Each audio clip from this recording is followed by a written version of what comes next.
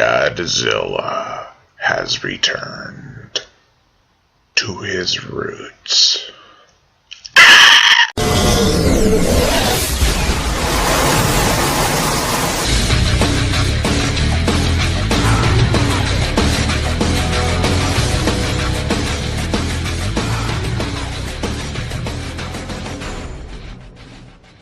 The Return of Godzilla, aka Godzilla 1985. The legend is reborn. Oh yeah. Wait, what? Now, as you might have noticed, I didn't post a review the day before I posted this review, which was yesterday, because I decided to give you guys a break. I've reviewed 15 Godzilla films. I decided to give you a break to absorb it all.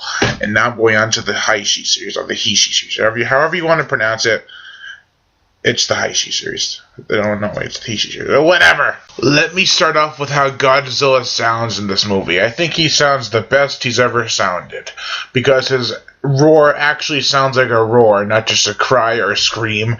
It has like that growl factor, that growl factor. That's a hard word to say. But anyways, it sounds like such a strong and powerful roar, and sometimes it goes on longer than the other ones went on for. It's like a 10-second roar, and you're like...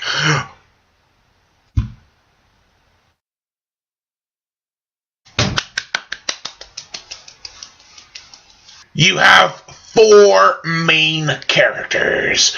You have the professor, you have the professor's 2 students who happen to be brother and sister, you have the reporter who really didn't need to be in the movie. He was just in there for like the couple opening scenes, and then he's like, yep, you're on board, you're 100% involved with Godzilla. Well, no other reporter can be a part of this. I was like, makes no sense. They just needed an extra person to be with the girl when all terror was about to be struck, and so she could get a love interest. And it was also nice to see that the military brought in new weapons, because they're like, we got these new advanced weapons that can withstand any kind of heat. But then after after a few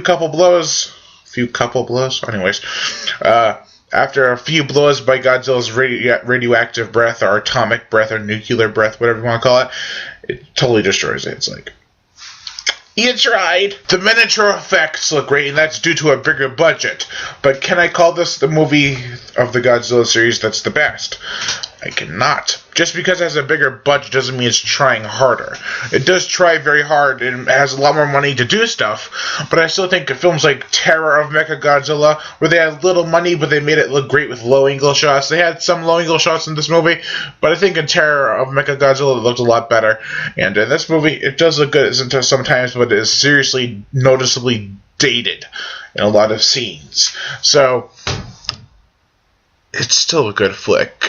It's just the set pieces are great, but not so great. And the acting is questionable. They do a good part in their roles, but when they're supposed to look terrified, they're just like, it's Godzilla. There's this one character who's just like having a dinner where he's like, Godzilla, leave us alone. You have the rest of the city to attack. Just leave us alone. He's really talking to nobody. I mean, he's talking to Godzilla, but there's nobody else with him. And then he helps these other people, and he's like, whoa, look, a briefcase. I better take that. Who is this guy? Now, supposedly, in the American version of this film, Raymond Burr returned as Steve Martin's character. And I didn't see him in the version I saw because it was the original Japanese version. But I found out through Godzilla-thon by Cinemasker, who did a great job. And I'm sure everyone who's watching this has probably seen Cinemasker's Godzilla-thon. And if you haven't, you should totally check it out.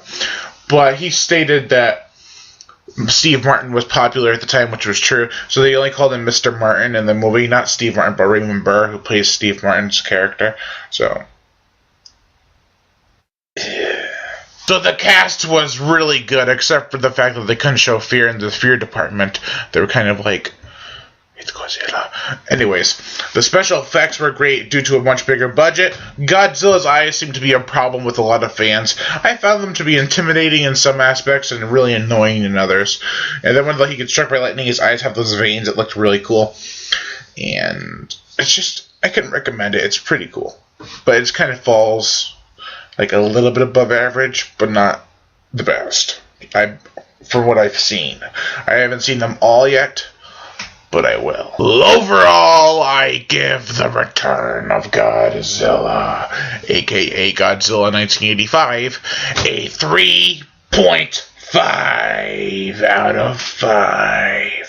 It was good to see Godzilla return to his raging roots like they wanted in the original, and this is 30 years later. I guess that's why they celebrated the anniversary by making another Godzilla film. And how appropriate to call it Godzilla 1985 when it actually takes place in 1984, and it was shot and filmed and completed in 1984. And I'm like, what's 1985? That's probably when it was released in America, and that's why they changed the title. But anyways, Godzilla! Oh, and due to me not uploading a video yesterday, I'm going to be uploading another Godzilla review today, so that's 2 Godzilla reviews for you in one day.